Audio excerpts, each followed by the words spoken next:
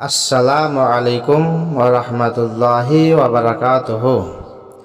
عبادات و معاملات قرآن کریم کی تعلیمات کا اگر بغور مطالعہ کیا جائے تو معلوم ہوتا ہے کہ اللہ تبارک و تعالی نے اہل اسلام پر دو قسم کی عبادتیں فرض کی ہیں۔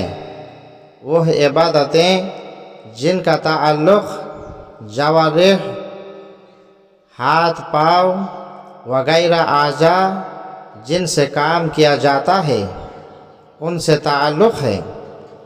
دوسرا وہ عبادتیں جن کا قلب سے تعلق ہے۔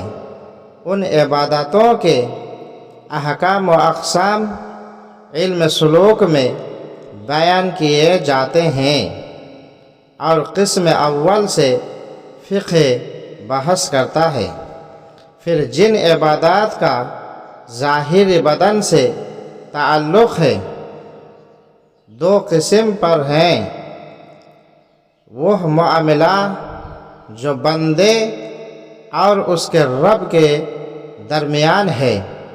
بندوں کے باہمی کسی کام کا بناؤ بگاڑ نہیں، بلکہ اس سے مقصود محض عبادت معبود ہے۔ اس قسم کے اعمال کو اصطلاح شرع میں عبادات سے تعبیر کیا جاتا ہے۔ دوسرے قسم وہ کہ بندوں کے باہمی تعلقات کی اصلاح مد نظر ہے، جیسے نکاح، خرید و فروخت وغیرہ۔ زبان شرع میں ان اعمال کو معاملات کہا جاتا ہے۔ ان معاملات کی بہت سی قسمیں ہیں۔ کسی کا تعلق تمدن خانگی و شہری زندگی سے ہے، کسی کا سیاست یعنی ملکی انتظام سے، کسی کا جہاد و قتال اور حرب و جدال سے ہیں۔ پھر جس طرح عبادات پر عقائد مقدم ہیں کہ جب تک عقیدے درست نہ ہوں اس وقت تک کسی عمل و عبادت کا اعتبار نہیں، بلکہ سورہ الحمد شریف میں ذات و صفات باری تعالیٰ کے ذکر کے بعد ایاک نعبد فرمانا کہ ہم تیرے ہی عبادت کرتے ہیں، اس طرف بھی اشارہ فرماتا ہے کہ اعتقاد عمل پر مقدم ہے اور عبادت کی مقبولیت عقیدوں کی صحت پر موقوف ہے۔ یوں ہی اعمال میں پہلے عبادت الہی ہے، پھر دنیاوی معاملات۔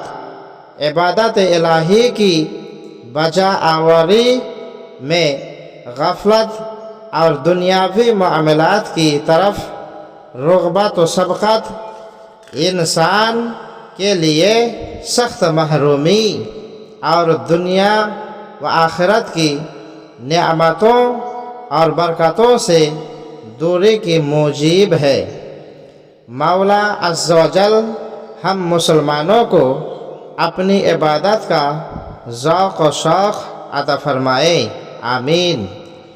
قسم اول یعنی عبادات چار ہے: نماز، روزہ، حج، زکوٰۃ اور کلمہ شہادت یعنی تصدیق و اقرار، توحید و رسالات کے بعد انہی چار پر اسلام کی بنیاد ہے۔